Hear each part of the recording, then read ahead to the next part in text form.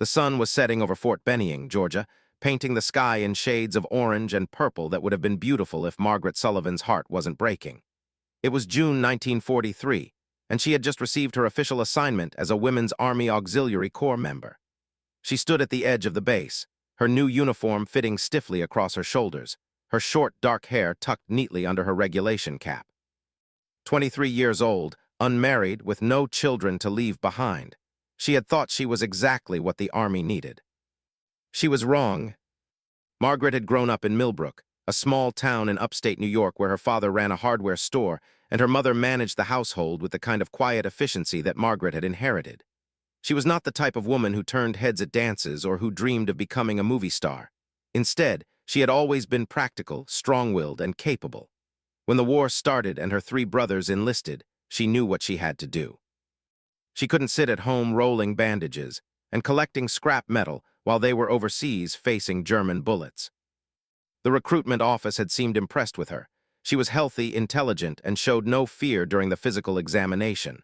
The recruiter, a kind-faced sergeant named Davies, had smiled and told her she would do fine in the WAC. "We need strong women," he had said, "women who aren't afraid of hard work." Margaret had believed him. The first sign of trouble came on her second day of training. She was assigned to the motor pool, where she would help maintain trucks and jeeps. The sergeant in charge was a man named Coulter, a lean, weather-beaten officer in his 50s who looked at Margaret the way a farmer might look at a mule that had shown up in his barn uninvited. "You're going to break something," he had said flatly, not even bothering to greet her properly. "Women don't belong here. You belong in the kitchen or the office typing letters." Margaret had kept her voice level and professional. "I'm qualified for this assignment, Sergeant. I can do the job." "We'll see," he had replied, and turned away from her without another word. That was 3 weeks ago. Now, standing alone as the base grew quiet in the evening air, Margaret reflected on those 3 weeks. They had been the hardest of her life, and she had endured them without complaint to a single soul. She had learned that being underestimated was like carrying a heavy weight.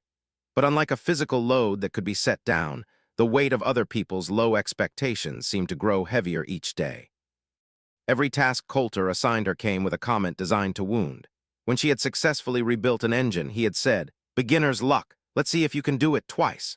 When she had organized the tool storage with meticulous care, reducing the time it took to find equipment by 30%, he had told her that any secretary could organize a room. When she had caught a dangerous leak in a fuel tank that could have caused an explosion, he had responded with, "Don't get a swollen head. You were just doing routine inspection." But the worst part wasn't Coulter's constant belittling. It was that he wasn't alone. The mechanics under his command, mostly men rejected from combat duty due to injuries or age, seemed to take their cues from their sergeant.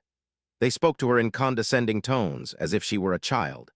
They assigned her the messiest, dirtiest tasks, scrubbing oil stains from the concrete floor, cleaning out the grease traps, organizing spare parts in the hottest, most suffocating corner of the warehouse. They called her girl instead of using her name, and when she corrected them, they laughed as if she had told them a joke.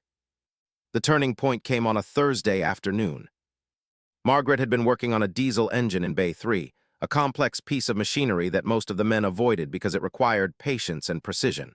She had spent the entire morning checking every connection, every seal, running tests on the fuel injectors. By noon, she had diagnosed the problem, a faulty governor spring that was causing the engine to overheat, and fixed it. By 1 o'clock, the engine was running smoothly, performing better than it had in months.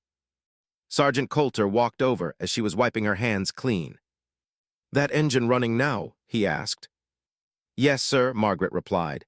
"I replaced the governor's spring. It was worn out. The engine should be good now." Coulter walked over to the engine and listened to it run for a moment. Then he looked at her with an expression that was hard to read. "You did good work," he said finally. Margaret felt a surge of hope. Maybe, just maybe, she had broken through his prejudice. Maybe she had proven herself at last. "Thank you, sir," she said carefully. But then Coulter's expression hardened. "Doesn't matter, though," he continued. "Command's bringing in some German POWs next week to help with the war effort. Prisoners of war, Margaret, enemy soldiers, they'll take over most of the maintenance work. The Army wants to put Germans to work before they send them back home. So you shouldn't get too attached to this job. You'll probably be reassigned soon anyway." Margaret felt as though she had been struck. "Sir." "You heard me," Coulter said. "Prisoners of war. They're being transported from the detention camp in Georgia. They'll be here Monday.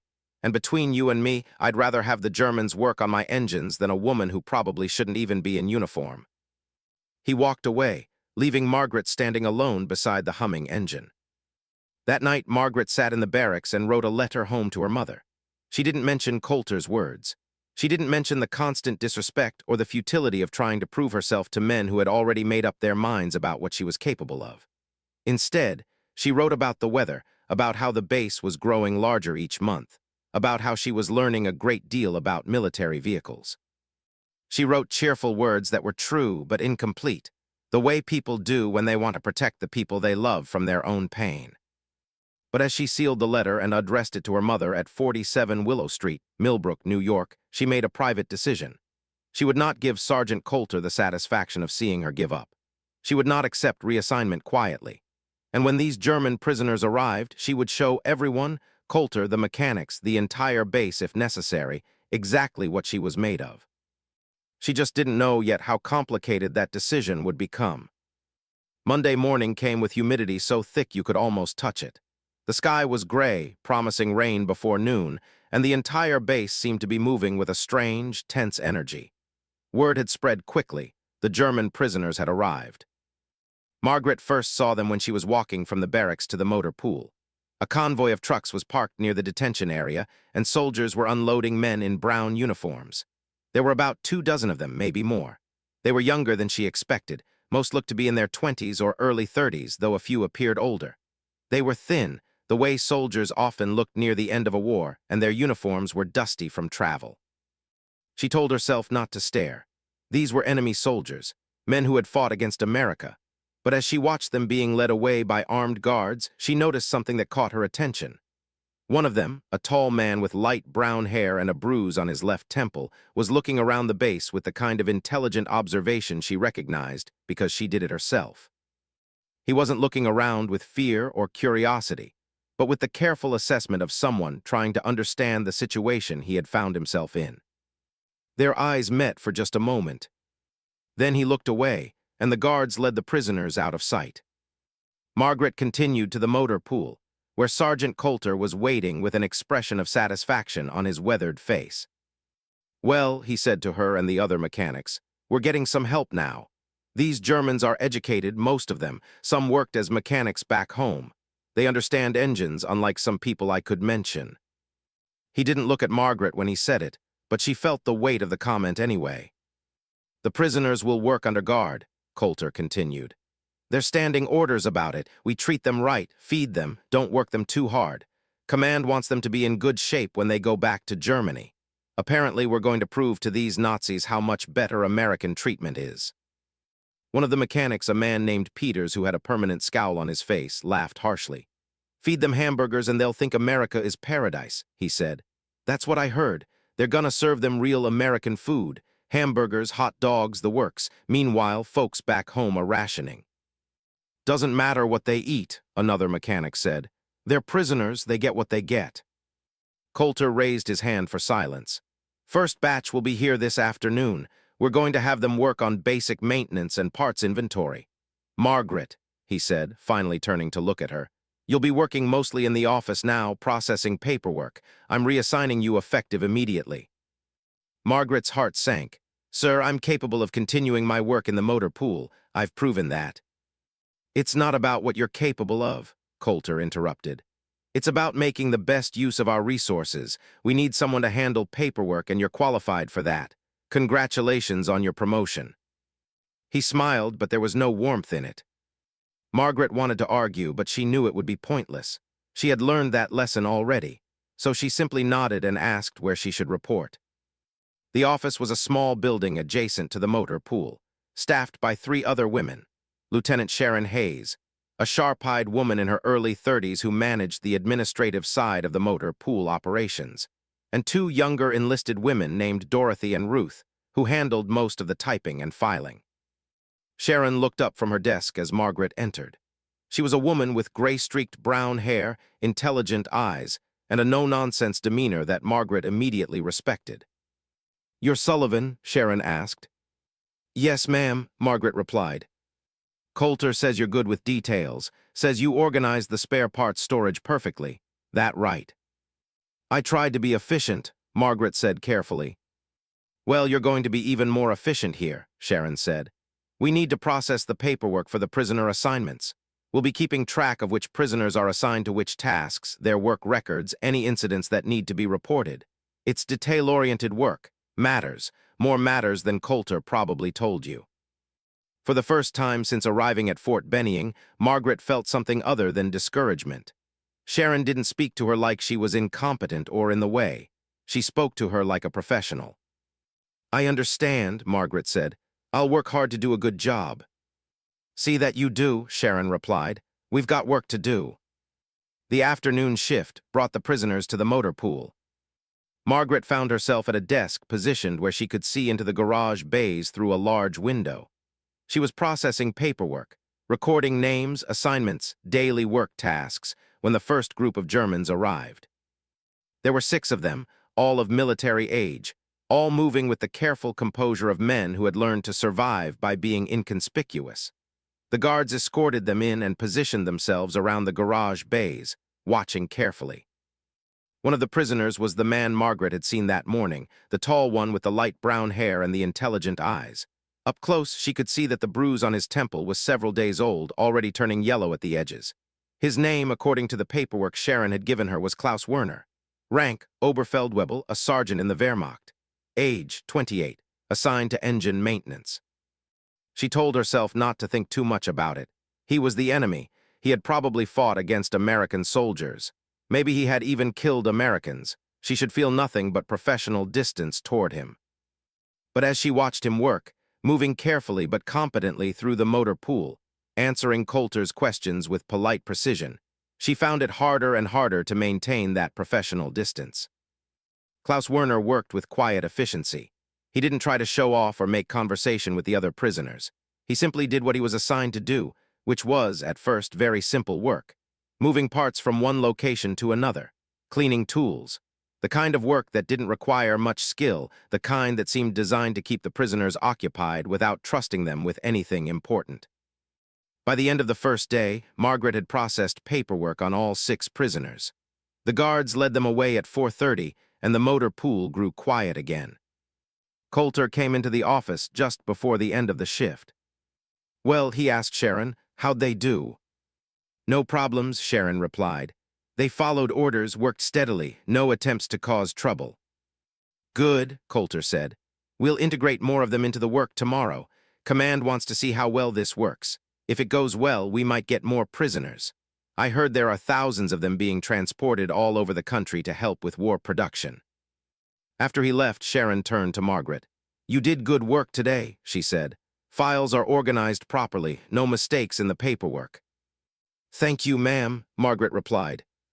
"And Margaret," Sharon added, her voice lower, "don't let Coulter get to you. He's a good mechanic, but he's got prejudices the size of Texas.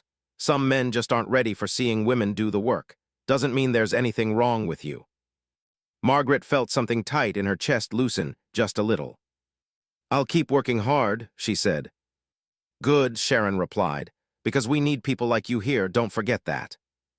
As Margaret walked back to the barracks that evening, she found herself thinking about the words Sharon had spoken. And she found herself thinking about Klaus Werner, about the way his hands had moved with precision, about the intelligence in his eyes, about the fact that he was the enemy, and yet something in her had recognized something human in him. It was a thought that frightened her in ways she couldn't quite explain. The weeks that followed fell into a strange rhythm. The German prisoners, all 6 of them, continued to work in the motor pool under guard. They were well-behaved, efficient, and gradually they were given more complex work as Coulter slowly came to trust them. Klaus Werner, in particular, proved to be skilled. He had been a mechanic before the war, it turned out, and he understood engines the way some people understand music, intuitively with an almost spiritual connection to how they worked. Margaret watched him from her office window. She told herself she was just observing the work, making sure the paperwork was accurate. But the truth was more complicated than that. Klaus never looked at her. He was careful not to. Margaret understood that this carefulness was survival. The guards would not appreciate German prisoners showing interest in American women. But there was something in the way he worked, a deliberate professionalism that she recognized as a kind of respect. One day in July, something happened that changed everything. Sergeant Coulter had assigned Klaus a particularly complex task, rebuilding the engine in an old ambulance that hadn't run in months. It was challenging work, the kind of work that required not just technical skill but problem-solving creativity. Margaret watched from her desk as Klaus approached the engine, studied it carefully, and then began to work. Hours passed. Coulter made several appearances in the bay, watching closely, as if hoping to catch Klaus making a mistake. But Klaus worked with methodical precision, checking and rechecking his progress. By the end of the shift, Klaus had made significant progress. He had diagnosed the problem, ordered the necessary parts, and begun the restoration work. That evening, after the prisoners had been escorted back to their detention area, Coulter came into the office. He sat down heavily in a chair and looked at Sharon and Margaret. "That German," he said, "the tall one, Werner, he's better at this than most of our men, better than." He didn't finish the sentence, but they all understood what he had been about to say. "Better than you, Margaret." "He has good training," Sharon said neutrally. "He has good hands," Coulter corrected. "Better hands than most people I've trained. It's a waste, really. When the war ends, he'll go back to Germany and we'll lose him." Margaret said nothing. She was trying very hard to maintain her composure. That night, she sat in the barracks and wrote another letter to her mother. This time, she allowed herself to be more honest. She wrote about how difficult it had been, about how hard she had worked, and about how none of it seemed to matter because of prejudice. But then she stopped, crossed out the words about her own struggle, and instead wrote about something else entirely. She wrote about how strange it was to be at war, to be far from home, to be uncertain about what she was supposed to be doing. She didn't mention Klaus Werner. She didn't allow herself to write his name. But as she sealed the letter, she knew that the war, the real war, the one happening inside her heart, had only just begun. August arrived with oppressive heat that seemed to press down on Fort Benning like a physical weight. The base moved more slowly in the summer months, as if the humidity itself had weight and required more effort to move through. But the motor pool remained a place of constant activity. Engines that had run hot needed repairs, vehicles that had been stressed by the heat required maintenance, and the work of 6 German prisoners, now more trusted and given more responsibility, kept the operation running smoothly. Margaret had been transferred to the office nearly 2 months ago. She had not stepped into the motor pool garage bays since her first week, except to walk past them on the way to and from her duties.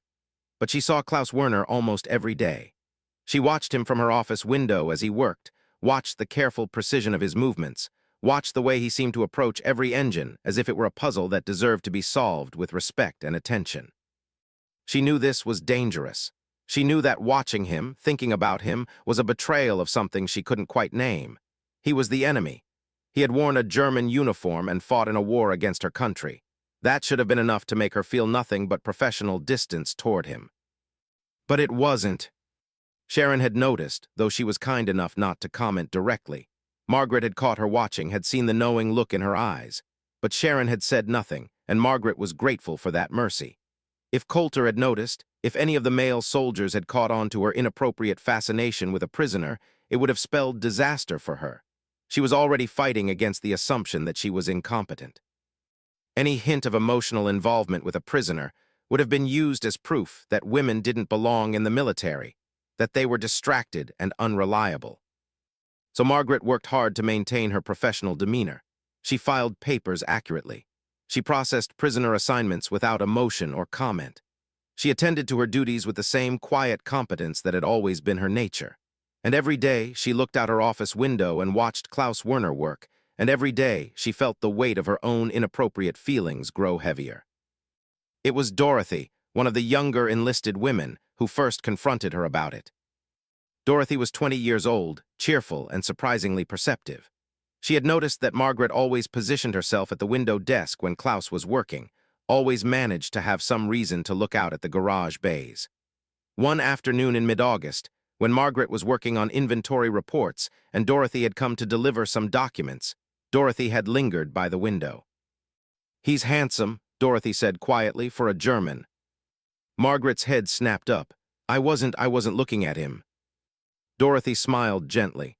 It's okay. Everyone has eyes. He's easy to look at. But Margaret, you have to be careful. Just be careful. I don't know what you mean, Margaret said. But even as she spoke the words, she knew she was being dishonest. Yes, you do, Dorothy replied.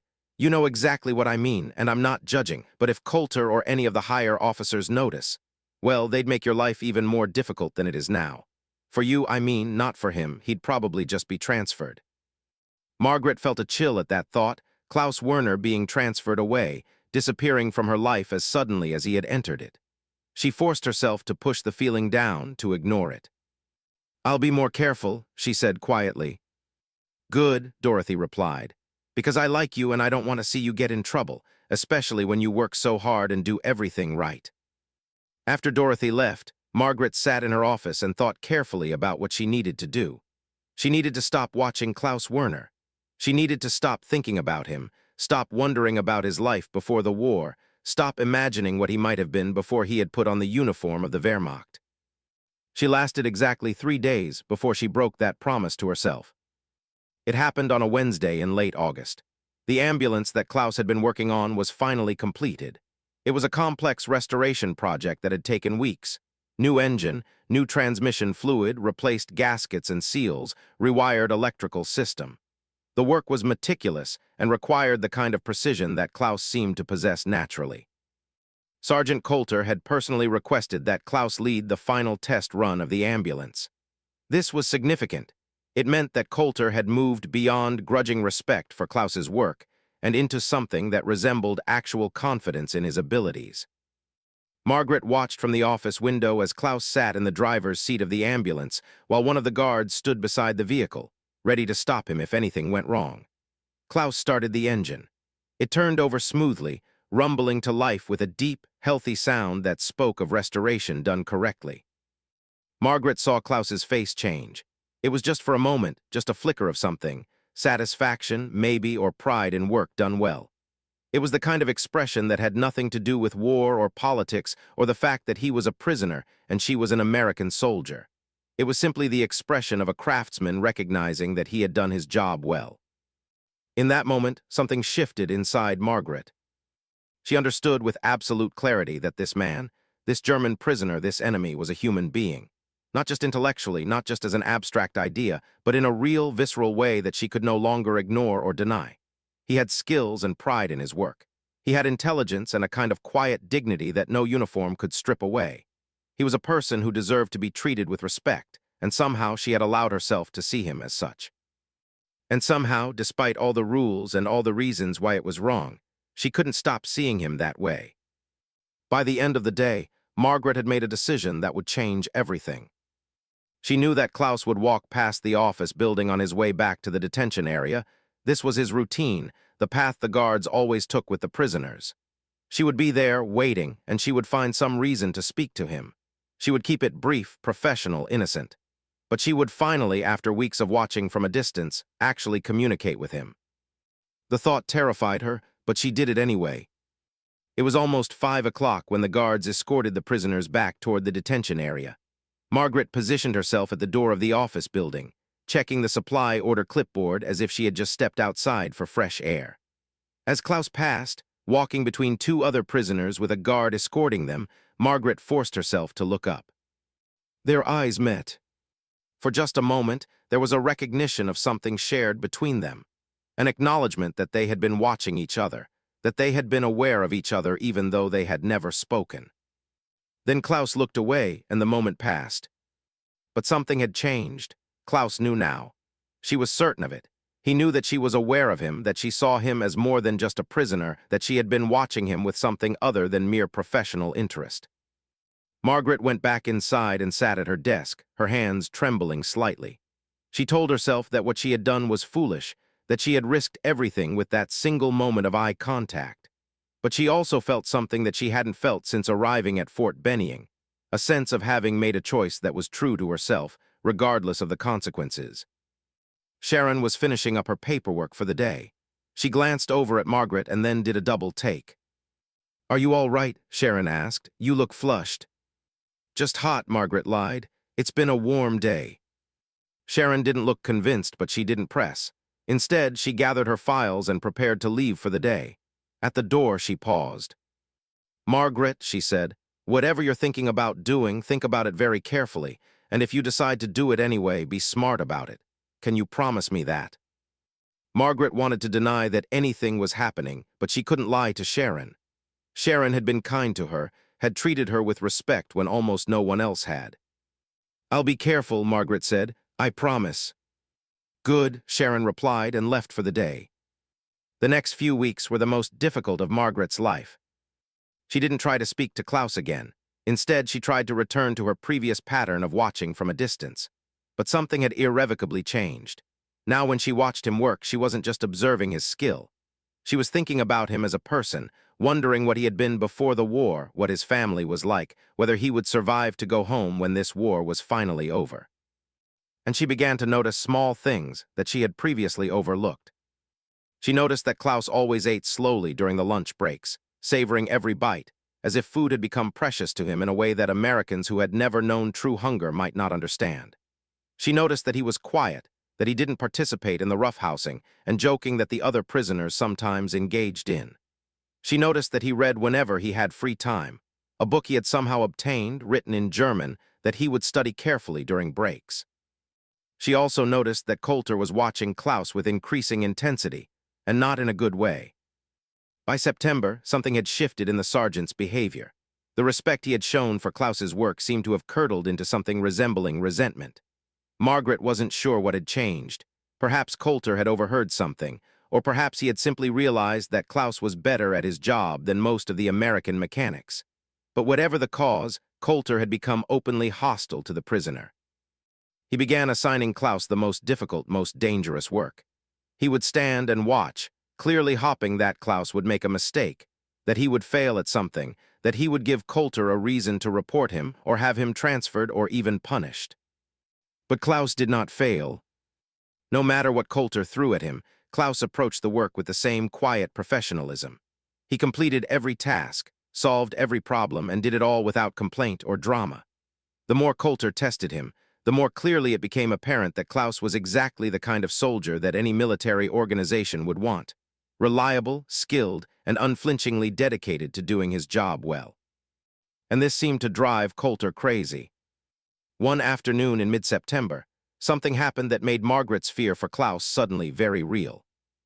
Coulter had assigned Klaus to work on the transmission of a heavy-duty transport truck, difficult, messy work that required lying under the vehicle for extended periods. The work was supposed to take several hours. Klaus began it methodically, following every safety protocol, clearly aware that Coulter was looking for any excuse to report a safety violation. But then, midway through the job, Coulter assigned one of the other prisoners, a man named Otto who was younger and less skilled, to help Klaus. Otto was a nervous type, clearly made anxious by Coulter's hovering presence, and within minutes he had become confused about the proper procedure for releasing the transmission fluid. Margaret was in her office when she heard the commotion. There was shouting, and then voices calling for a medic. She rushed to the window and saw that Otto had spilled transmission fluid on himself, not enough to cause serious injury, but enough to require medical attention for the chemical burns on his skin. Coulter was furious, not at himself for assigning a nervous prisoner to dangerous work, but at Otto for being clumsy. Klaus had immediately stopped work and moved to help Otto, getting him to the medic's station, helping him clean the fluid from his skin. The guard had stood back, uncertain about what to do, while Klaus took charge of the situation with the kind of natural authority that came from actual leadership experience. When order had been restored and Otto had been treated and reassigned to lighter duty, Coulter stood in the middle of the motor pool with his hands on his hips and a dark expression on his weathered face.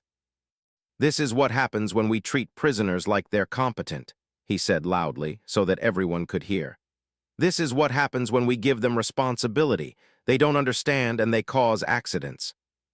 It was a lie, and everyone knew it was a lie. Otto had been at fault, not Klaus. But Coulter had delivered his judgment, and there was nothing anyone could do to challenge it. That afternoon, Margaret made another decision that went against every ounce of professional sense she possessed. After work, she told Sharon that she was going to take a walk around the base. Sharon looked at her knowing and said nothing to stop her. Margaret walked to a quiet area near the detention compound, where she knew the prisoners were allowed to exercise for an hour before evening lockdown. She positioned herself where she could see into the exercise yard, pretending to study the trees and flowers, actually watching Klaus. He was sitting alone, the book open on his lap, not reading but simply staring out at the base. When he noticed her, he didn't react with surprise or emotion. He simply looked at her, waiting.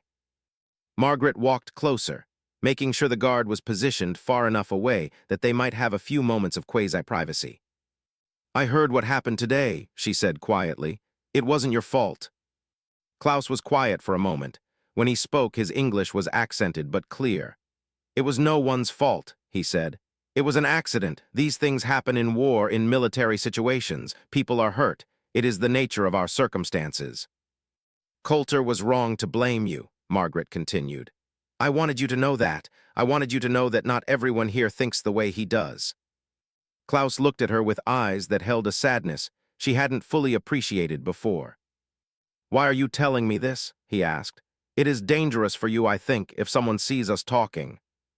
"I know," Margaret said, "but I needed you to understand. You do good work. You're a good soldier, even if people here don't want to acknowledge that."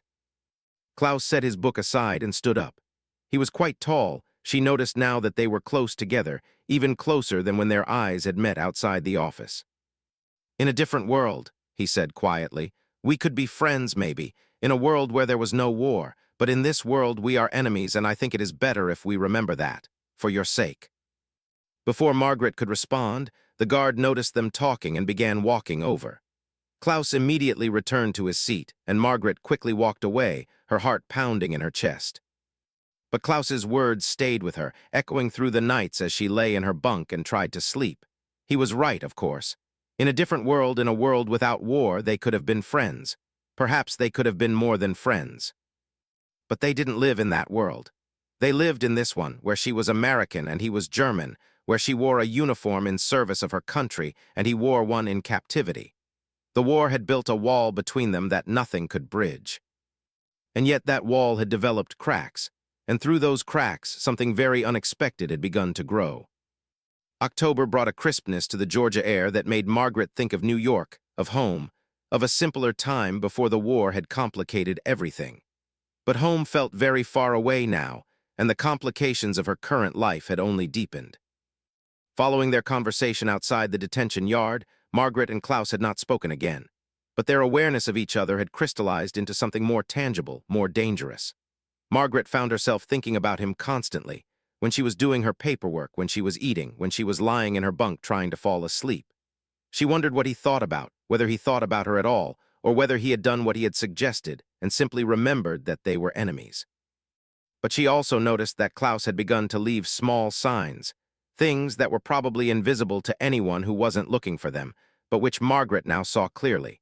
He would position himself where she could see him from her office window. He would complete his work with a kind of deliberate grace that seemed designed to be observed. He would read his German book during lunch, but sometimes he would hold it open to pages that faced toward the office, and Margaret would wonder if he was leaving messages for her in those words she couldn't read. In the midst of this, something unexpected happened. It came in the form of a letter from home, delivered to the base in early October. Margaret recognized her mother's handwriting on the envelope immediately. Inside was a brief note and several clippings from the local Millbrook newspaper. Her mother wrote that she was proud of Margaret, that her letters had been arriving regularly and had been a source of comfort. But she was also concerned about Margaret's future. The newspaper clippings explained why.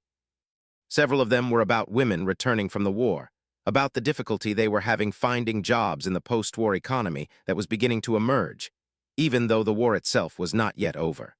There were stories about women being laid off from defense factories to make room for returning soldiers.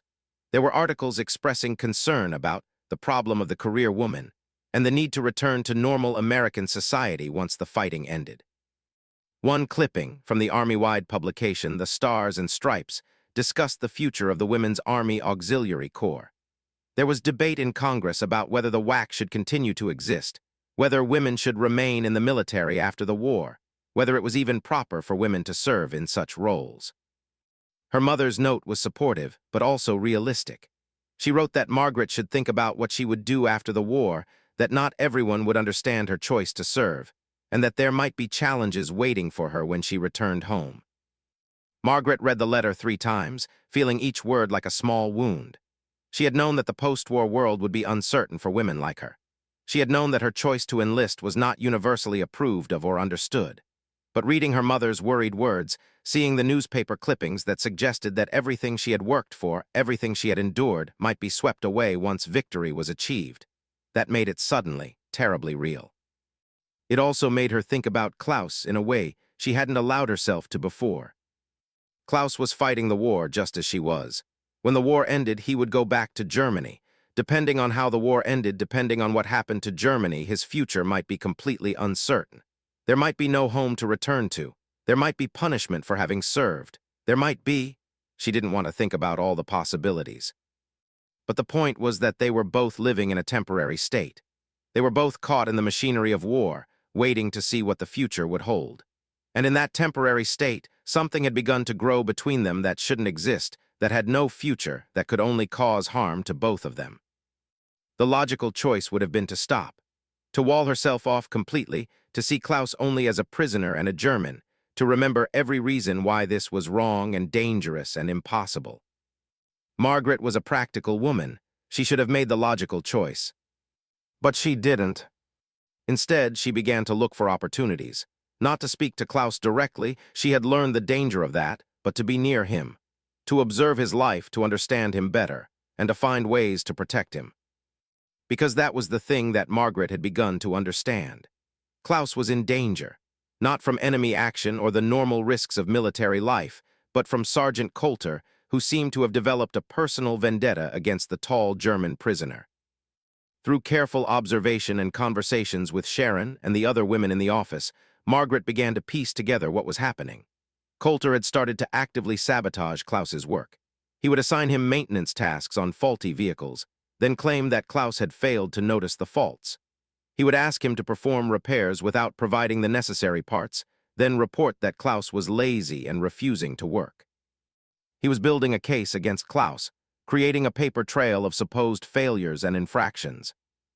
Margaret wasn't sure what Coulter's goal was, but she suspected it might be to get Klaus transferred away or even disciplined. Perhaps Coulter felt threatened by Klaus's competence. Perhaps he simply couldn't accept that a German prisoner could be a better mechanic than he was. Whatever the reason, Klaus was in real danger. So Margaret began to do something very carefully, very secretly, something that would have gotten her court-martialed if anyone had found out about it. She began to alter the records. It started small. Klaus was assigned to repair a vehicle that Coulter had deliberately sabotaged. The sabotage was subtle. A fuel line pinched and twisted, but it was designed to cause the engine to fail, to make it look like Klaus had missed a critical inspection step. When Klaus found the problem immediately and fixed it, Margaret adjusted the maintenance log to show that the fuel line damage had been noted as pre-existing damage from previous operation, not as something Klaus had failed to catch. Then there was the incident where Coulter assigned Klaus to a task using parts that didn't match the vehicle's specifications. Klaus noticed the mismatch and reported it to Coulter, who then claimed that Klaus was being difficult and refusing to follow orders. Margaret corrected the paperwork to reflect that the parts had been issued in error and that Klaus had correctly identified the mismatch. Each small act of intervention was a risk. Each time Margaret altered a record, she was committing a military crime. She was falsifying official documents. She was helping an enemy prisoner. Any one of these things, if discovered, would destroy her career and probably result in her being charged with treason. She knew it was wrong. She knew it was against everything she had promised to uphold when she joined the army. But she also knew that watching Klaus be systematically destroyed by Coulter's vendetta, knowing that she could prevent it and not doing so, would be a kind of betrayal as well. A betrayal of her own moral compass, of her belief in fairness and justice, of the part of her that still believed in the fundamental decency of human beings. It was Sharon who finally confirmed that Margaret's efforts were not unnoticed, though not in the way Margaret feared. One afternoon in late October, after everyone else had left the office, Sharon closed the door and sat down at Margaret's desk. She didn't look angry or disapproving. She looked tired, as if she had been carrying a heavy burden for some time. "I need to tell you something," Sharon said quietly.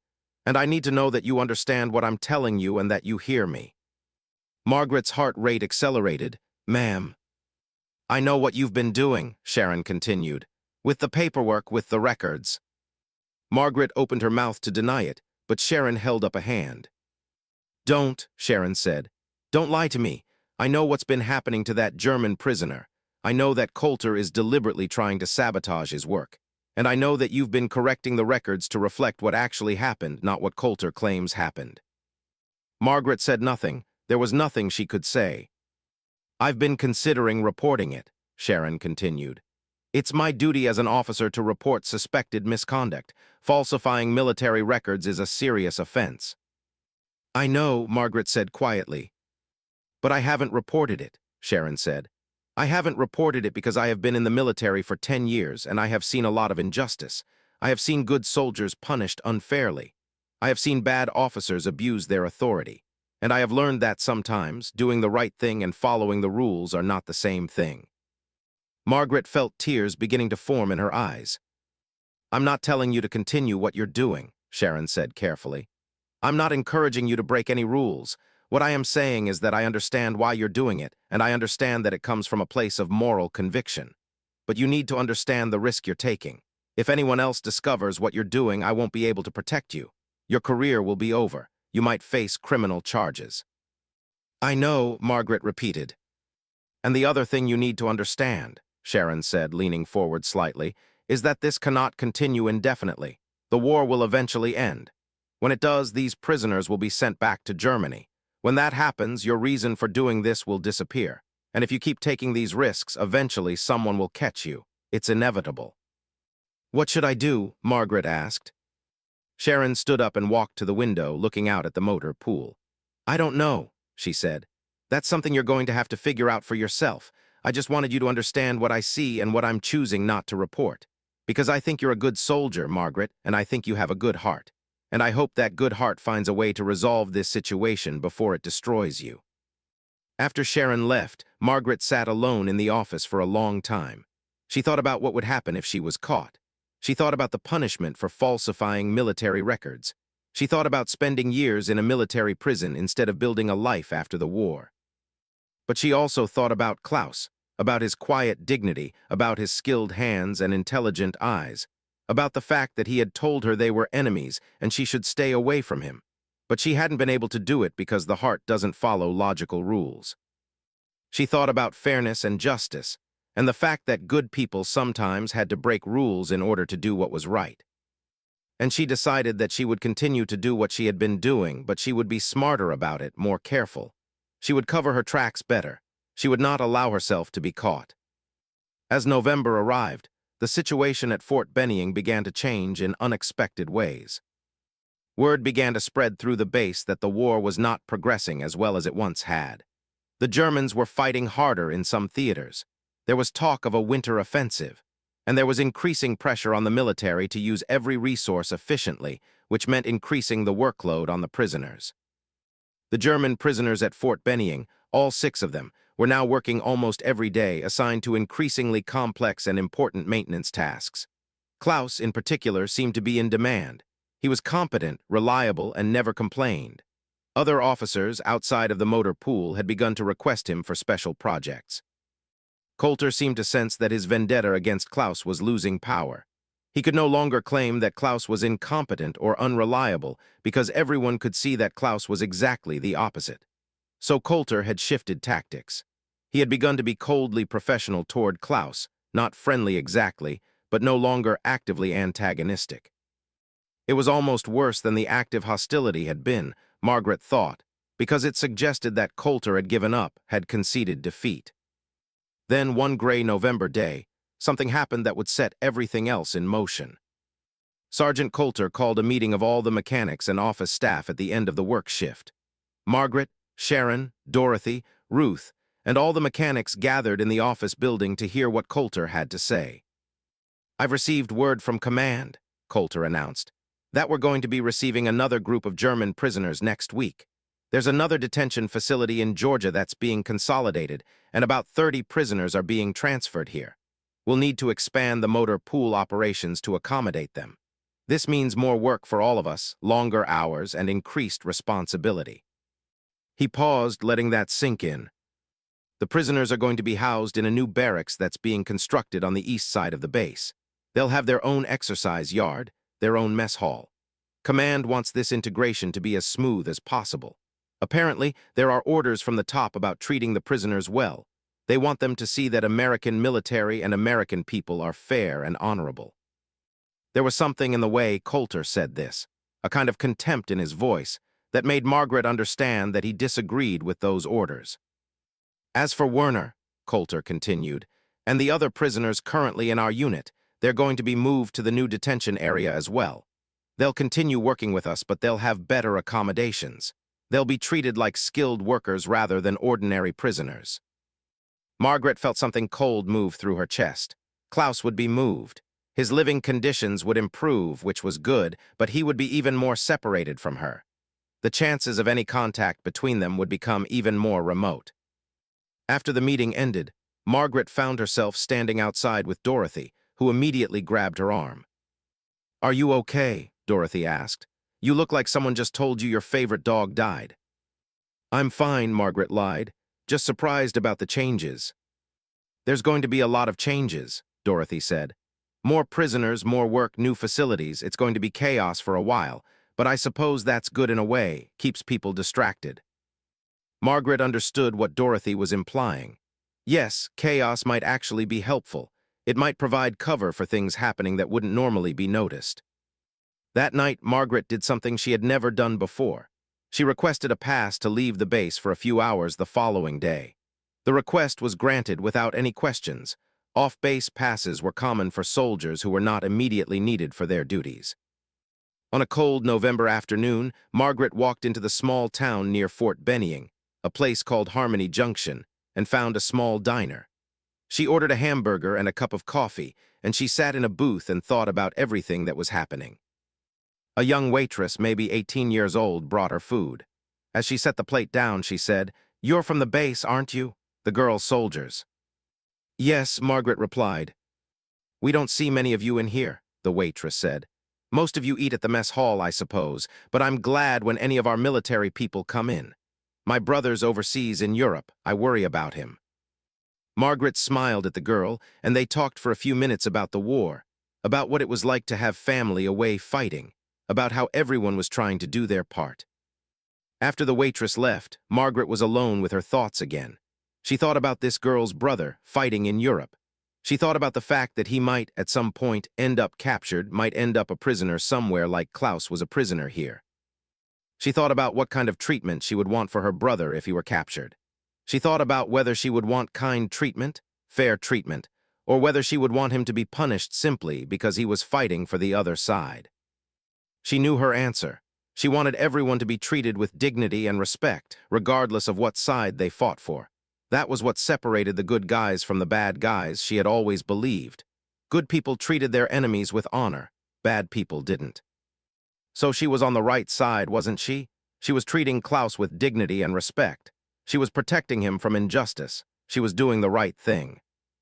But she was also putting herself at risk. And she was helping an enemy, and those facts didn't change just because her motivations were pure.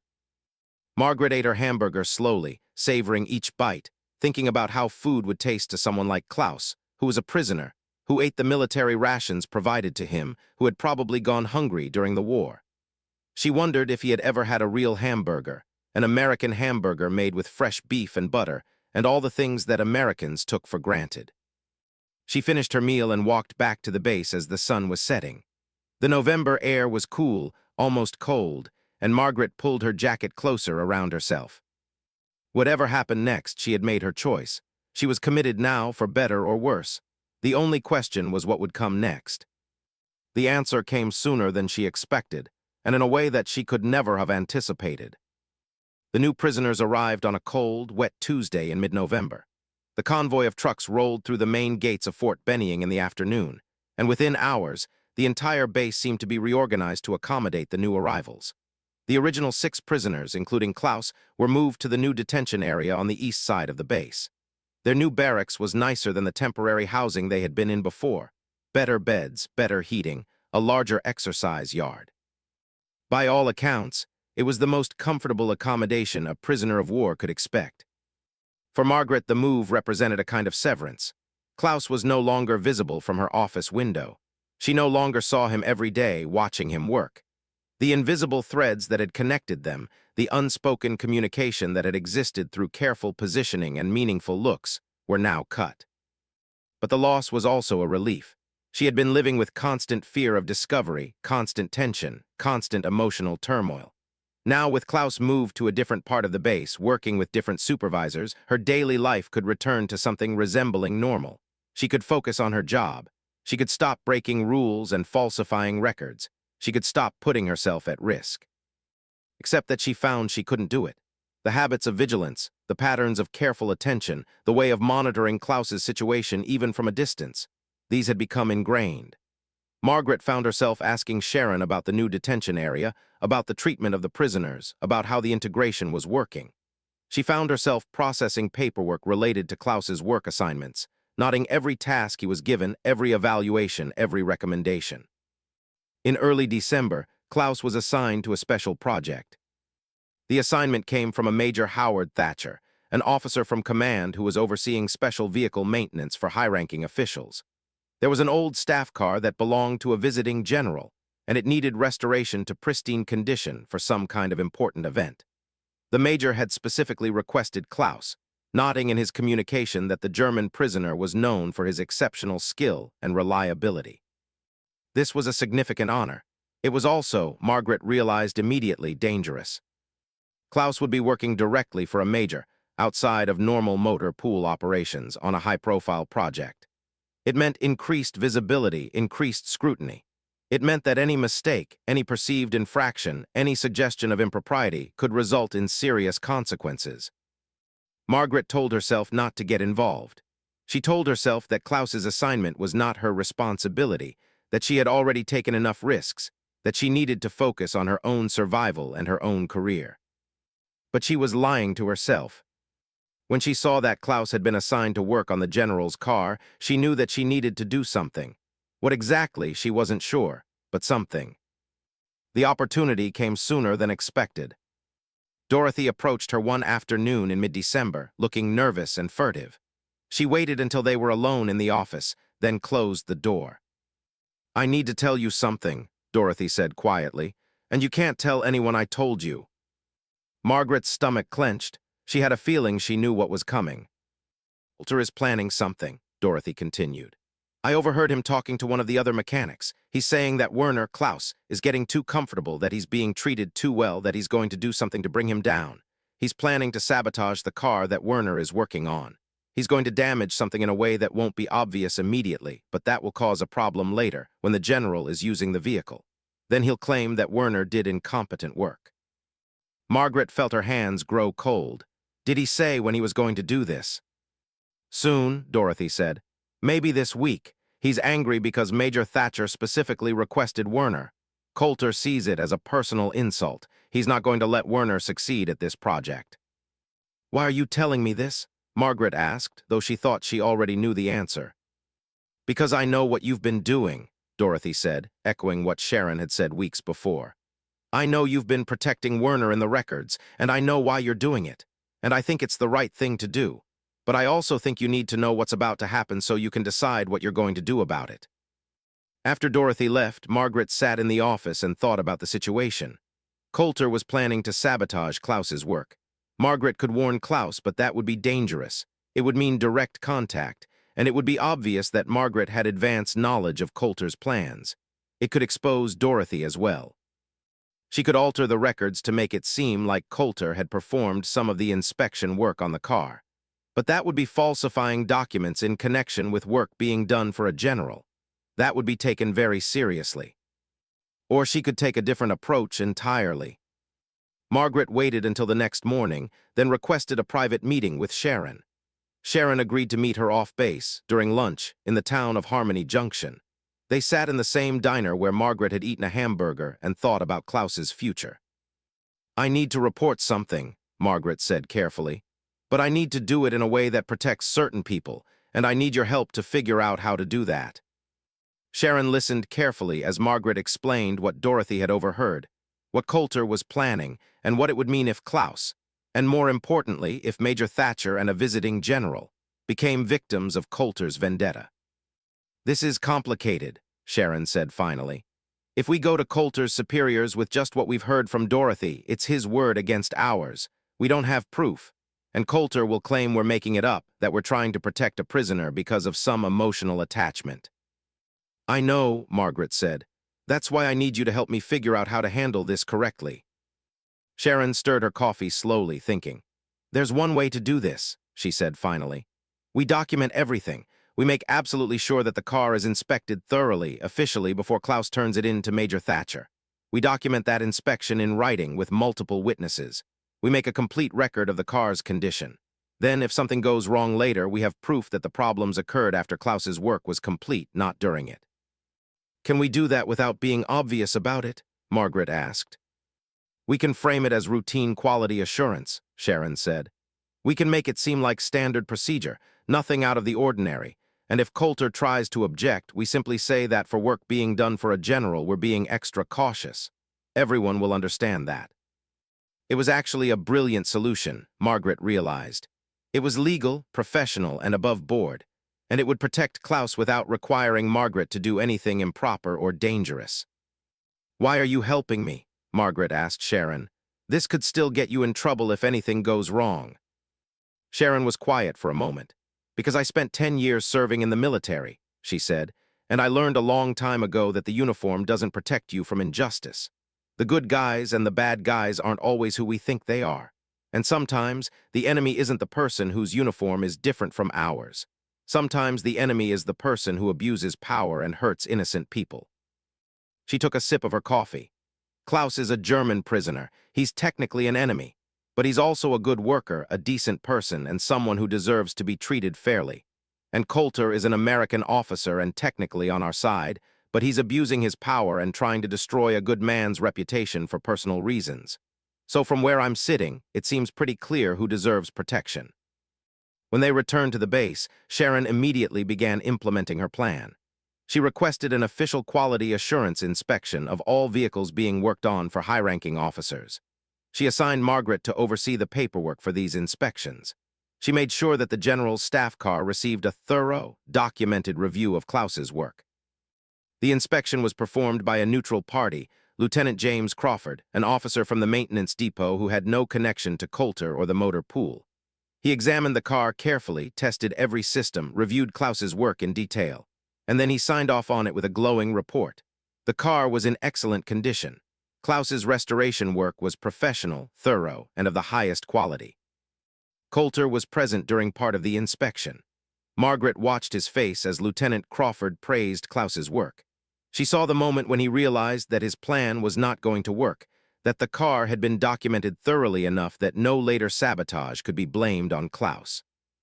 The day Klaus turned in the restored car to Major Thatcher, the Major personally inspected it and expressed his satisfaction with the work. Coulter stood to the side, his face dark with anger. That afternoon, something unexpected happened. Coulter requested a meeting with Margaret, alone. Margaret's first instinct was fear, but she went to his office, trying to keep her face neutral and professional. Coulter gestured for her to close the door. "I know what you've been doing," he said without preamble. "With the paperwork, with the records, covering for that German."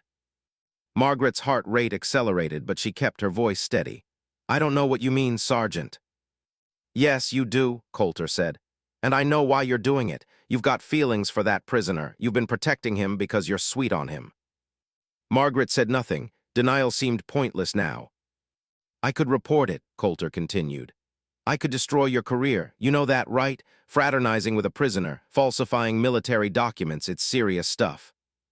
"Yes, sir," Margaret said quietly. "I know." Coulter leaned back in his chair and studied her. "But I'm not going to," he said finally. Margaret blinked. "Sir." "I'm not going to report it," Coulter repeated.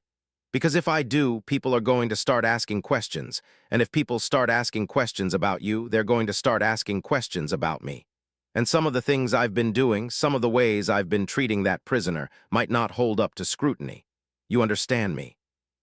Margaret understood. Coulter had realized that Margaret's actions, while technically improper, were actually protecting him as well. If Margaret was investigated, if her records were audited thoroughly, it might be discovered that Coulter had been deliberately giving Klaus faulty equipment and sabotaging his work. "I understand," Margaret said. "Good," Coulter replied. "So here's what's going to happen. You're going to stop what you've been doing. You're going to stay away from that German. You're going to do your job and mind your own business. And I'm going to forget that any of this happened. Is that clear?" "Crystal clear," Margaret said. She stood to leave, but Coulter stopped her. "One more thing," he said. "That German, he's a good soldier. I don't like admitting it, but he is. I've been hard on him because I resented the fact that he was good at something that I thought I was good at. But that's not his fault, and it's not fair to punish him for that, so I'm going to stop. From now on, I'll treat him like I treat any other prisoner, professionally, fairly, no more, no less." Margaret felt something in her chest loosen. Coulter would never be a good man, but apparently even a man like him could change, at least a little, under the right circumstances. "Thank you, sir," she said. "Don't thank me," Coulter replied. "I'm doing this to protect myself, not for noble reasons. Let's be clear about that." "I understand," Margaret said and left his office. That night, for the first time in weeks, Margaret slept without waking in the middle of the night from anxiety and fear. Coulter wouldn't report her. Klaus would be treated fairly. The immediate crisis had passed. But something else had changed as well. Margaret realized that she had come to a turning point. She had been willing to risk everything for Klaus, her career, her freedom, her future. She had been willing to commit crimes to protect him. She had built an entire architecture of lies and falsified documents around her belief that he deserved fair treatment. And in doing so, she had discovered something important about herself. She was willing to stand up for what was right, even when it was dangerous. She was willing to sacrifice for someone she cared about. She was willing to defy authority when that authority was being unjust. These were good things. These were the things that made her who she was. But they were also things that came with a cost. And as Christmas approached and the war ground on, Margaret understood that there would be a reckoning. Eventually, the war would end. Eventually, Klaus would be sent back to Germany, and when that happened, Margaret would have to live with the consequences of everything she had done to protect him. The question was whether those consequences would be worth it. Christmas came to Fort Benning in late December 1943, not with snow, but with cold rain that made everything gray and damp. The military base, usually a place of movement and purpose, seemed to slow down as soldiers contemplated their families far away, their loved ones they wouldn't be seeing during the holiday. There was a Christmas party in the main recreation hall. There were carols sung in the chapel. There were packages from home distributed to those lucky enough to have people who remembered to send them. Margaret received a box from her mother containing cookies, a scarf, and a letter. The letter was warm and encouraging, but it also contained news that made Margaret's future suddenly very real. Her mother wrote that the hardware store was struggling because so many of the young men who used to work there had gone to war. Her father was talking about selling the business when the war ended. Her youngest brother had been slightly wounded in Italy, but was expected to recover fully. And her mother wondered, gently, what Margaret's plans were for after the war. It was a question Margaret didn't have a good answer for. The German prisoners had been given a small acknowledgement of Christmas as well, extra food in their meals, an afternoon off from work on Christmas Day. Margaret saw Klaus briefly at the service in the chapel, where representatives of each group were allowed to attend. He sat with the other prisoners in a designated section, while Margaret sat with the women's contingent. Their eyes didn't meet, but she was intensely aware of his presence, and she suspected that he was aware of hers as well. Coulter, true to his word, had stopped his active campaign against Klaus. The German prisoner was now assigned to normal maintenance work, treated like a valuable member of the workforce rather than a problem to be solved. Klaus's work continued to be excellent, and he was increasingly relied upon for complex repairs. There was even talk, Margaret overheard, of Klaus being promoted to some kind of supervisory role in the new detention area, helping to train the other prisoners in mechanical skills. It was good news. It was what Margaret had wanted. But it also meant that Klaus was becoming more entrenched in the military system, more valuable to the army, and thus more likely to remain a prisoner for the duration of the war. It meant that he would not be among the first prisoners to be sent home when the fighting finally ended. In early January 1944, Margaret was called into Sharon's office. She went with a sense of dread, wondering if something had gone wrong, if somehow Coulter had changed his mind and reported her after all. But it was not bad news. Sharon closed the door and gestured for Margaret to sit. On her desk was a letter, official-looking and stamped with command seal. "I've been recommending you for a promotion," Sharon said without preamble. "To the rank of sergeant, the recommendation has been approved. Congratulations." Margaret felt a rush of emotion, pride, accomplishment, but also a strange sense of displacement. She had worked hard, had proven herself in the face of constant skepticism and prejudice, and now that work was being recognized. But the recognition seemed to come too late, in a war that was approaching some kind of turning point. "Thank you, ma'am," Margaret said. "I'm grateful." "You deserve it," Sharon replied. "You've done excellent work, not just in your job, but in being a good soldier, a good person, and someone with integrity. Those things matter." After she left the office, Margaret found herself in a strange state of mind. She had achieved what she had set out to achieve. She had proven herself to be a capable soldier, worthy of respect and recognition. But the victory felt incomplete, because the war was still ongoing, because Klaus was still a prisoner, because nothing had actually been resolved. That night, she made a decision that she had been avoiding for weeks. She was going to find a way to speak to Klaus properly, not through barriers and at a distance, but actually having a real conversation. She didn't know yet how she was going to do it, or what she was going to say. She just knew that she couldn't leave the base, and she felt certain now that she would leave the base eventually, that her time here was coming to an end, without actually talking to him, without actually allowing him to know who she was and why she had been protecting him. It took 3 weeks of careful planning and more than a little bit of luck. Margaret learned from Dorothy that Klaus had been assigned to help with maintenance on the detention area's power systems. The work would take place on a Saturday afternoon, when most of the personnel would be off duty or resting. Margaret requested a work assignment for that Saturday, claiming she needed to do inventory in the office. No one questioned her. On Saturday afternoon, after most of the base had settled into its weekend quiet, Margaret made her move. She left the office building and walked to the edge of the detention area. Klaus was working on an electrical line with one of the guards present, but at a distance. The guard was standing near the entrance to the barracks, staying out of the cold. Margaret positioned herself near the electrical box where Klaus was working, pretending to check the clipboard she carried. Klaus looked up, surprised, but he didn't change his expression or indicate recognition in any obvious way. He simply continued his work, moving slightly to the side to give Margaret a bit of cover from the guard's line of sight. "Your promotion," Klaus said quietly, not looking at her. "I heard about it. Congratulations." Margaret was startled that he knew. "How did you hear about that?" "Prisoners hear things," Klaus said. "We listen, we learn. You were promoted to sergeant. You earned respect. It is good." "I wanted to tell you something," Margaret said, speaking quietly so that the guard couldn't hear.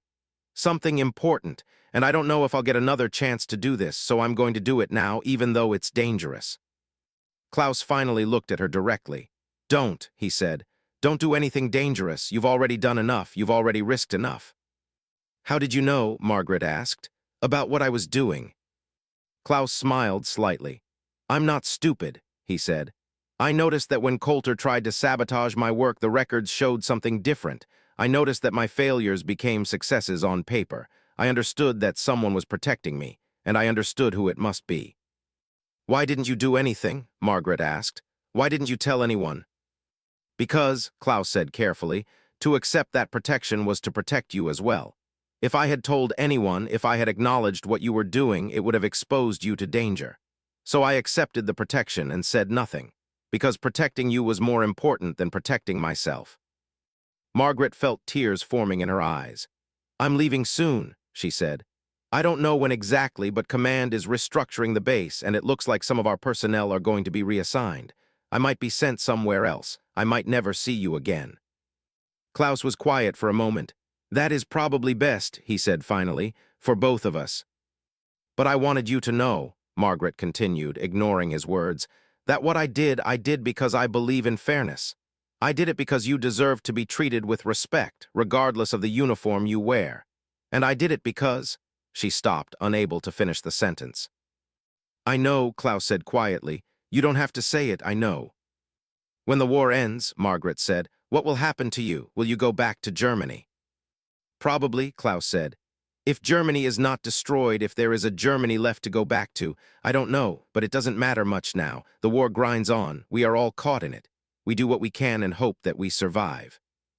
I hope you survive, Margaret said. I hope you go home and rebuild your life and have everything good come to you that you deserve.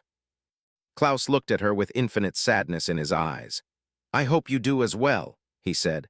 I hope you leave this base and return home and build a good life, and I hope that you find someone who can love you fully without barriers, without war between you, someone who you can be happy with.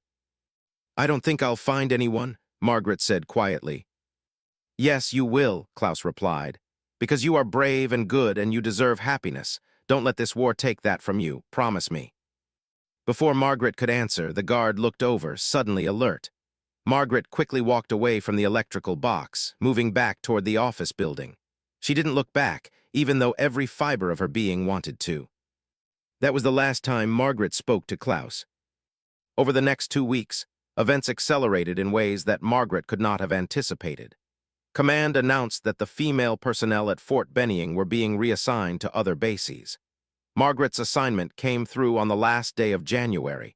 She was being transferred to a base in Kentucky to help establish a new women's technical training program. Her transfer date was February 5th. On February 3rd, Margaret was called to Sharon's office one last time. Sharon had a personal letter for Margaret, written on official-looking stationery. She handed it to Margaret without explanation. What is this? Margaret asked. A reference, Sharon said. For your file, for your future. I wanted you to have something in writing that documents what kind of soldier you've been and what kind of person you are. Because I have a feeling that before your military career is over, you're going to need to explain your actions to someone. When that time comes, I want you to have proof that you acted with integrity and good judgment. Margaret opened the letter and read Sharon's words. Sharon had documented Margaret's excellent work, her dedication, her professionalism, and her commitment to fairness and justice. But more than that, Sharon had written something that made Margaret's heart pause. Sergeant Sullivan has demonstrated exceptional judgment in situations requiring difficult decisions between following procedure and serving the interests of justice. She has shown moral courage in standing up for what is right, and she has done so in a way that reflects the highest values of the military. She is exactly the kind of person who makes the armed forces stronger. Why did you write this? Margaret asked. Because I know what you've been doing, Sharon said. And I know that there might come a time when you have to explain yourself, when someone might question your judgment or your loyalty. I wanted you to have a statement from a superior officer that supports your actions and your character. That way, if you ever have to defend yourself, you have documentation. But you don't know for certain what I've been doing, Margaret said. No, Sharon agreed. I don't, but I know enough, and I believe in you. I believe that what you did for the right reasons, and I wanted that recorded officially just in case. Margaret left Fort Benning on February 5th, 1944. She traveled by train to her new assignment, watching the landscape change from Georgia to Tennessee to Kentucky. She thought about Klaus, about everything that had happened, about the choices she had made. She thought about what Sharon had said, that there might come a time when she would have to explain herself, when someone would question her actions. She hoped it wouldn't happen. She hoped that the falsified records would never be discovered, that no one would ever investigate what she had done at Fort Benning. But she also knew that hope was not certainty. She knew that there were consequences for every choice, and that sometimes those consequences came later, when you thought you had gotten away with something. She tucked Sharon's letter safely into her service record, and she waited to see what the future would bring. Margaret spent the rest of 1944 at Fort Knox in Kentucky, training female soldiers in vehicle maintenance and mechanical skills. The war was clearly approaching some kind of turning point. D-Day came in June with stories of successful invasion in France. The war in Europe seemed to be accelerating toward some kind of conclusion. Everyone could feel that the end was beginning, even if that end might still be months away. In August, as the war continued to wind down in Europe, Margaret received word that Klaus Werner had died. The notification came through official channels, a list of prisoner casualties, disease, and injury being circulated through the military. Klaus had contracted pneumonia at the detention facility. He had been moved to the base hospital but had not recovered. He had died on August 16th. Margaret received the news while sitting in the administrative office. She read the name on the list and then read it again, as if reading it a second time would change what it said. Klaus Werner Oberfeldwebel deceased, cause pneumonia, August 16, 1944. She was glad that she was sitting down when she read it, because if she had been standing, she would have fallen. For the rest of that day, Margaret moved through her duties like a ghost. She trained soldiers, she processed paperwork, she attended meetings, but none of it was real. Part of her was still on that list, still reading Klaus's name, still trying to make sense of the fact that he was gone. That night, in the privacy of her bunk, Margaret allowed herself to grieve. She grieved for Klaus, for the future he would never have, for the way he had stood stoically through the horror of being a prisoner in a foreign land, for the intelligence and skill and quiet dignity that the world had lost. But she also grieved for herself, for the hopes she had harbored, for the sense that perhaps someday, after the war, they might have found a way to be together. She grieved for what might have been. The war in Europe ended in May of 1945. Germany surrendered. The war in the Pacific continued for a few more months, but victory was clearly coming, and with victory came adjustments. Margaret was transferred again, this time to a base in Alabama, where she was assigned to help process the discharge of female soldiers who were being released from the military as the war ended. It was difficult work, processing people out of service, helping them return to a civilian life that many of them didn't know how to navigate anymore. In September, the war in the Pacific ended. The entire World War was finally over. By October 1945, Margaret herself was being processed for discharge. She had served over 3 years in the Army. She had achieved the rank of sergeant. She had done work that mattered. But now it was time to go home. Before she left the military, she was required to go through an exit interview. A major from command sat across from her, reviewing her service record.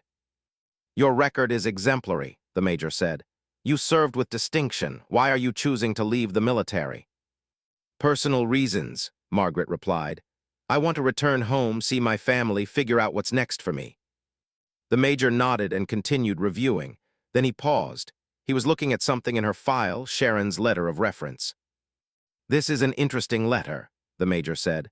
"Your officer writes about your moral courage and your judgment in difficult situations, but she doesn't specify what situations she's referring to. Do you know what she meant?" Margaret's heart rate accelerated. "I'm not sure," she said carefully. Well, the major said, continuing to read. "It seems deliberately vague, designed to say something without saying it directly, almost like she was protecting you from something by writing it this way." "Perhaps," Margaret replied, keeping her voice neutral. The major set the letter down and looked at Margaret directly. "I've been in the military for 20 years, he said, "and I've learned that sometimes the best soldiers are the ones who will break rules when breaking those rules is the right thing to do. I'm not saying that happened here. I'm just saying that I understand how complex military service can be." He closed Margaret's file. "You're cleared for discharge, Sergeant Sullivan. Best of luck to you in civilian life." Margaret left his office feeling like she had just survived something, though she wasn't sure what. She returned to Millbrook, New York in November 1945. The town had changed and hadn't changed. The streets were the same, the buildings were the same, but the people had aged, had been touched by war in ways that couldn't be reversed. Some families had members who would never return. Some had members who had returned changed, carrying invisible wounds that they didn't know how to explain. Her father was glad to see her. He had aged more than she expected, and his hair had gone completely gray. Her mother wept when Margaret arrived, holding her tight for a long time without speaking. Margaret's youngest brother came home 2 weeks later. He walked with a slight limp from his wound, but he was alive and he was whole, and Margaret thanked God for that every day. But there was a restlessness in Margaret that wouldn't ease, no matter how long she spent in Millbrook, no matter how much she tried to return to normal life. She found herself unable to settle into the town's rhythms again. She found herself thinking about the military, thinking about her service, thinking about Klaus. In the spring of 1946, Margaret was offered a job by Sharon. Sharon had left the military and had taken a position with the Department of Defense, working on administrative and record-keeping procedures for the military. She reached out to Margaret. suggesting that Margaret might be interested in working with her, helping to organize military records and create new systems for managing information. Margaret wasn't sure at first, but the job offered something, a way to stay connected to something that had mattered to her without having to be in the military service itself. And it was in Washington, D.C., far from Millbrook, a place where she could build a new life without the weight of small-town expectations. She took the job. For the next several years, Margaret worked in the Department of Defense, helping to organize and manage military records. The work was detailed, precise, and important. It suited her temperament and her skills. But in 1948, something happened that changed everything. Margaret was working in a records office when she came across a file flagged for review. It was a file about irregular paperwork from Fort Benning in 1943 and 1944. The file noted that there had been discrepancies in maintenance records, documents that seemed to have been altered or corrected at some point, changes that didn't entirely align with the usual chain of command. The discrepancies had been flagged years ago, but then apparently forgotten as the war came to an end and priorities shifted. But now, with someone reviewing old files, the discrepancies had been noticed again. Margaret's hands started to shake as she read the file. These were her alterations, her falsified records, her crimes from years before. She brought the file to Sharon immediately. "It's been found," Margaret said. "The records I altered, someone has noticed." Sharon studied the file carefully. "Okay," she said finally. "Here's what we're going to do. We're going to review these records comprehensively. We're going to look at them and understand what actually happened versus what was written down, and then we're going to prepare a detailed explanation." What followed was a month of careful investigation and documentation. Sharon and Margaret reviewed the records from Fort Benning. They looked at the work Klaus had done. They looked at the assignments he had been given. They looked at the official reports and then at the altered records. And they created a comprehensive documentation of exactly what had happened. Coulter's vendetta against Klaus, the deliberate sabotage, the way Margaret had corrected the records to reflect the truth rather than Coulter's false reports. Then Sharon took this documentation to her supervisor. Margaret waited, terrified, expecting to be arrested at any moment. Instead, what happened was more complex and less dramatic than that. Margaret was called to a hearing with military officials. She was asked to explain under oath what she had done and why. She testified that she had falsified military records, that she had done so to protect a prisoner of war from unjust treatment, and that she did not regret her actions. The military officials listened carefully. They asked detailed questions. They wanted to understand exactly what Coulter had been doing, exactly what Klaus had been doing, exactly what Margaret had been doing. Coulter was called to testify as well. He admitted under oath that he had harbored resentment toward Klaus because of Klaus's superior skill. He admitted that he had made unfair assignments and had attempted to set Klaus up for failure. He did not, however, admit to deliberately sabotaging equipment. He maintained that the incidents Margaret described were accidents or misunderstandings. But the truth was already clear from the documentation. The military's conclusion, delivered in a formal letter, was this: Margaret had violated protocol by falsifying military records. However, her actions had been taken to counteract genuine injustice and abuse of authority by a superior officer.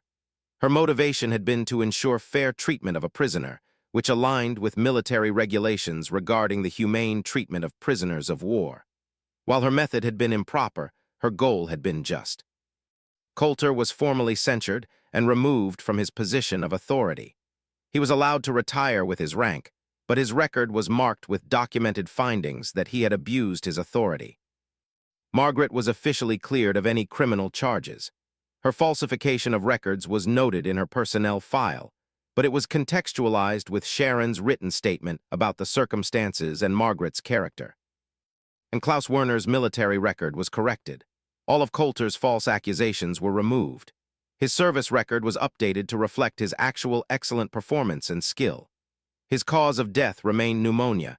His status remained prisoner of war, but at least the record now showed that he had been treated fairly during his service at Fort Benning, that his work had been valued, that he had earned respect.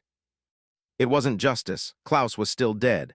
Nothing could change that, but it was something. It was the truth, finally, in the official record. After the hearing concluded, Margaret stood outside the military building in Washington, D.C., clutching the formal letter that cleared her of charges. She thought about Klaus, about his quiet dignity, about the way he had told her not to do anything dangerous because protecting her was more important than protecting himself. She thought about the fact that she would never know if Klaus had known about the altered records, if he had understood that she had been protecting him. She thought about the possibility that he had gone to his death believing that Coulter had been right, that he wasn't good enough, that he had failed. But now at least the record had been corrected. Now there was documentation that Klaus Werner had been an excellent mechanic, a good soldier, a man who deserved respect. It wasn't enough, but it was something. Sharon found her on the steps and sat beside her. "You did the right thing," Sharon said. "Not just then at Fort Benning, but now, facing this, testifying, being honest about what you did and why. That took courage." "I should have come forward sooner," Margaret said. "I should have reported Coulter when it was happening." "Maybe," Sharon said. "But you also shouldn't have had to. Coulter should have been fair to begin with. The system should have prevented this from happening, but since it didn't, you did what you could. And in the end, you made sure the truth came out. That's what matters." Margaret returned to work, to her job organizing military records. But something fundamental had changed in her. The weight she had been carrying for years, the secret, the falsified records, the fear of being discovered, had been lifted. In 1950, Margaret left the Department of Defense. She had decided to return to school, to pursue a career in education. She wanted to teach, to work with young people, to somehow channel her understanding of injustice and fairness into helping others learn to think critically, to question authority, to stand up for what was right. She never married, she never had children, but she had a full, meaningful life. She taught high school civics and history for 30 years. She lived in New York near her family. She was respected in her community as a dedicated teacher who cared deeply about her students. And in 1992, when she was retired and living quietly in Millbrook, Margaret received an unexpected letter. It came from Germany, from a man named Klaus Werner, Jr. He explained that he was the son of Klaus Werner, an American POW who had died in 1944. The son explained that he had been doing research into his father's military record, and he had found the documentation from the military hearing, the corrected records, the evidence of how his father had been treated unfairly and then fairly. Klaus Jr. wrote that he wanted to thank Margaret for what she had done. He wrote that he was grateful that his father's true record had been preserved, that future generations would know that Klaus Werner had been skilled and honorable and deserving of respect. He enclosed a photograph of his father, Klaus as Margaret remembered him, in his German uniform, with intelligent eyes and a slight, sad smile. Margaret kept that photograph on her mantle for the rest of her life. She died in 1998 at the age of 78. In her will, she left instructions that her military records and all documentation related to Fort Benning should be preserved and made available to researchers. The story of Sergeant Margaret Sullivan and the German prisoner Klaus Werner eventually became a small part of military history, a footnote in larger narratives about the war, about military justice, about the complexities of how nations treat prisoners of war. But for the people who knew Margaret, her students, her friends, her family, she was remembered as something simpler and more profound. A woman who had stood up for what was right, even when it cost her, even when it was dangerous, even when the person she was protecting was technically the enemy. She had proven in her quiet way that courage isn't about fighting with weapons. It's about standing alone against injustice, even if the whole world is telling you to stay silent. It's about recognizing humanity in the person everyone else calls an enemy. It's about choosing fairness over loyalty to authority when those two things are in conflict. And sometimes it's about eating an enemy hamburger and deciding that the person across the table is human too, is worthy of respect too, is deserving of dignity too. That was Margaret Sullivan's legacy. Not just the falsified records or the military hearing or the corrected paperwork, but the simple, profound act of seeing another human being and deciding that he mattered. And in a world that often treats people as less than human because of their uniform or their nationality or the side they're on in a war, that kind of seeing, that kind of recognition, that kind of respect, that was the real victory. That was the real meaning of being a soldier and a good person. And that was why the American hamburgers mattered after all. Not because they were food, but because they represented something. The idea that the enemy could sit across the table from you, and you could share a meal, and you could recognize that he was human. That was worth falsifying records for. That was worth taking risks for. That was worth remembering long after the war was over.